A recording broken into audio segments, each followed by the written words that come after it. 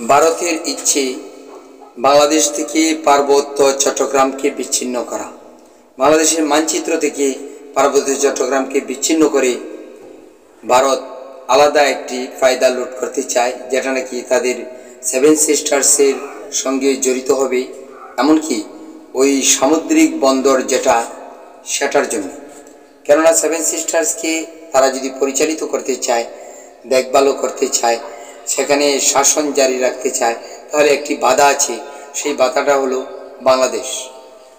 আর বাংলাদেশ পেরিয়ে যে সেভেন সিস্টার্সকে খুব গুরুত্বপূর্ণভাবে দেখবে, গুরুত্বপূর্ণ চোখে দেখবে ভারত, সেটা কিন্তু পারছে না। বিশেষ করে চিকেন স্ন্যাক্স যে আছে, সেটা দিয়েও যদি ভারত এই সেভেন সিস্টার্সে তাদের প্রয়োজনীয় খাদ্যদ্রব্য ইত্যাদি প্রেরণ করতে চায়, সেখানেও কিন্তু তাদের বৃহৎ ধরনের একটি খরচ পড়ে যায়। সেই কারণেই তাদের চোখ সদা এই পার্বত্য চট্টগ্রামের উপর। সম্প্রতি নয়নশীল নামে এক হিন্দু যুবক পাহাড়ি মেয়েকে দলবদ্ধভাবে দর্শন করে। সেই ঘটনাকে কেন্দ্র করে খাগড়াছড়িতে যে ধরনের উত্তেজনা বিরাজ করছে, সেটাও অপ্রত্যাশিত। কিছু কিছু ঘটনা আছে যেগুলি ঘটে যায়, সেগুলি যারা শাসক পোষক আছে তাদের চোখের সামনে নয়। আর এরূপ অবস্থায় যদি সেই ঘটনা নিয়ে তারা উত্তেজনা বিরাজ করে, এমনকি অনাকাঙ্ক্ষিত রূপে এই দেশের স্বাধীনতা সার্বভৌমত্বের উপর আঘাত হানতে চায়, সেটাও কিন্তু অনাকাঙ্ক্ষিত। সেটাকে রুখে দেওয়া উচিত হবে সকলের। একজন অপরাধ করে তার জন্য শাস্তি আছে, তার শাস্তি না হলে তখন তারা এই উত্তেজনা বিরাজ করতে পারে, এমনকি সরকারের বিরুদ্ধে অবস্থান গ্রহণ করতে পারে।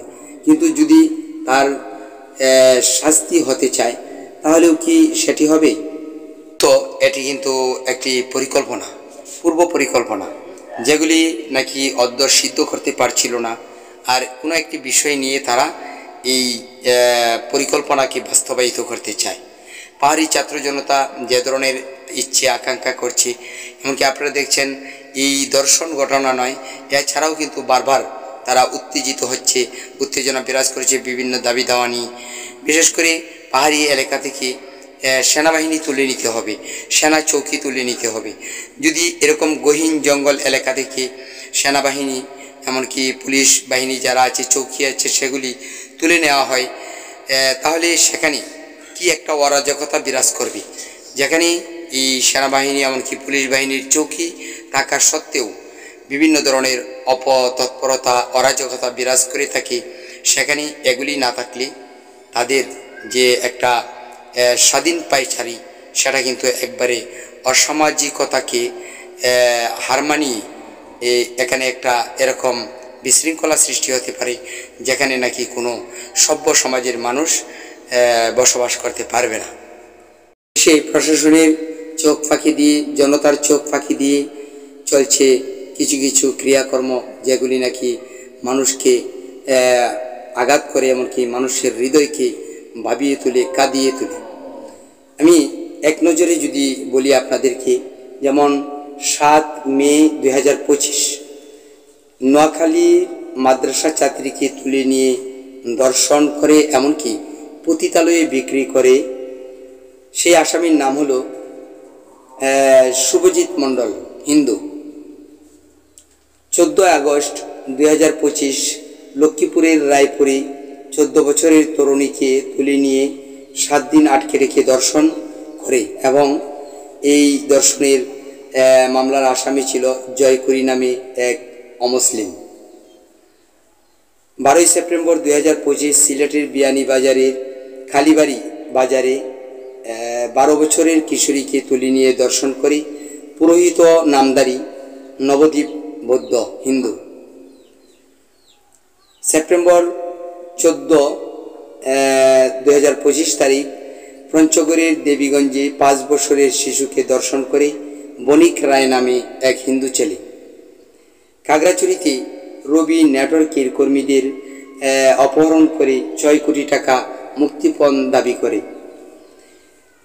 খাগড়াছড়ি মধুপুরে 8ম শ্রেণীর ছাত্রীকে তুলে নিয়ে দর্শন, শিক্ষার্থীরা তখন সড়ক অবরোধ করে।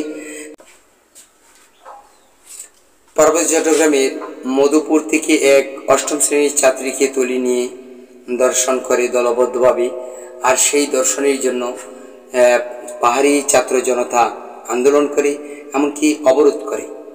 এরকম কিছু ঘটনা আছে যেগুলিকে আমাদেরকে বিস্ময় করে, তাজ্জব করে দেয়। কিন্তু এটার বিরুদ্ধে যতই প্রতিবাদ চলছে তা কিন্তু ক্রমেই বেড়ে চলছে। এ নিয়ে যদি জনসচেতনতা এমনকি সামাজিক একটা প্রতিকারের ব্যবস্থা করা না হয়, সামাজিক শিক্ষা না থাকে, তাহলে তো এটা বেড়ে চলবে। এজন্য সরকার তাদেরকে কি ওই ঘটনার সময় যদি হাতে নাতে ধরতে না পারে, তাহলে সেটাকে প্রতিহত করার কোনোই ব্যবস্থা থাকবে না। তবে একটি পথ, সেটি হলো যে সামাজিক এমনকি ধর্মীয় রীতিনীতি অনুসারে এগুলিকে কিভাবে প্রতিকার করা যায়, এমনকি এটার দ্বারা প্রভাবিত হয়ে যেন আরও কোনো ঘটনা না ঘটে, সেদিকে আমাদের খেয়াল রাখা উচিত হবে। গুইমারায় উপজাতীয় সদস্যদের হামলায় 11 সেনা আহত হয়েছে। এই খবরটি অনেক আগেই প্রকাশ পেয়েছে। ইউপিডিএফ নামে একটি সন্ত্রাসী সংগঠন, যারা নাকি এ ধরনের ক্রিয়াতৎপরতা চালিয়ে যাচ্ছে, আর ওরাই এই বাঙালিদেরকে বিভক্ত রেখে নিজেরা পাহাড়ে বসতি করতে চায় আর পাহাড়ে স্বাধীনভাবে বিচরণ করতে চায়। এর একটিমাত্র কারণ, তারা যেন অপরাধ করতে পারে। এদিকে ইউপিডিএফকে নিষিদ্ধকরণ এবং রানী ইয়ানকে গ্রেফতারের জন্য দাবি জানিয়ে আসছে ঢাকা বিশ্ববিদ্যালয়। বাংলাদেশ সরকার থেকে উপজাতীয়রা বিশেষ সুবিধা পাচ্ছে। তারা যেখানে সেনাবাহিনীতে লোক নেওয়া হয় পাসপোর্ট 6 ইঞ্চি 7 ইঞ্চি, সেখানে তাদেরকে নিচ্ছে 4 ইঞ্চি।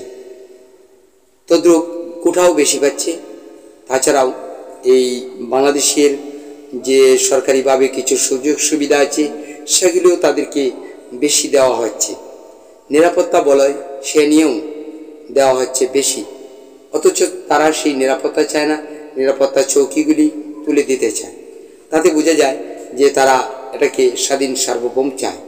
আর স্বাধীন সার্বভৌম চেয়ে যখন তারা যুদ্ধ করেছে এই পার্বত্য চট্টগ্রামে, সেটি কৌশলে যদিও শেখ হাসিনা বন্ধ করেছে, কিন্তু শেখ হাসিনার কাছেই সেই ক্ষমতা রেখে দিয়েছে। অদ্য সে বলবে যে আমরা তোমাদেরকে সুযোগ সুবিধা দিতাম, এখন যে সরকার আছে তারা দেবে না, তোমরা আন্দোলন করো, আমাকে বাংলাদেশে আনয়ন করো, বাকি সুযোগ সুবিধা আমরা দিয়ে দেব। বস্তুত কিছুই নয়। এই বিষয়টা পাহাড়ি জনতা যদি বুঝে না ওঠে, তাহলে সেখানে একটা বিশৃঙ্খলা বাঁধলে বাংলাদেশের প্রাণভূমি এই পার্বত্য চট্টগ্রাম, সেটাকে যে কেউ চিনিয়ে নেবে, সেটা শুধু বাংলাদেশ নয়, বিশ্বের কোনো রাষ্ট্র হতে দেবে না। তাই এখানে যদি ভারত কোনো লুকোচুরি করে, তাহলে ভারতের ললাটে মহা কষ্ট, মহা দুঃখ বয়ে আনবে। কেননা এই বাংলাদেশের পক্ষে বহু রাষ্ট্র আছে যারা নাকি ভারতকে ভালোবাসে না, এমনকি ভারতকে ভালোবাসে না এরকম, ভারতকে ভালোবাসে এরকম বহু রাষ্ট্র আছে যারা বাংলাদেশের স্বাধীনতা সার্বভৌমত্বকে রক্ষা করতে চাইবে। অর্থাৎ ভারতকে সেই যে কেড়ে নেওয়ার প্রবণতা, সেই সুযোগটি দেবে না। সুতরাং ভারত যদি উঠে পড়ে লাগে বাংলাদেশের বিরুদ্ধে, তারাই বিপাকে পড়বে, এটাই বোধ করছে এই বাংলার জনগণ, এমনকি আন্তর্জাতিক মহল।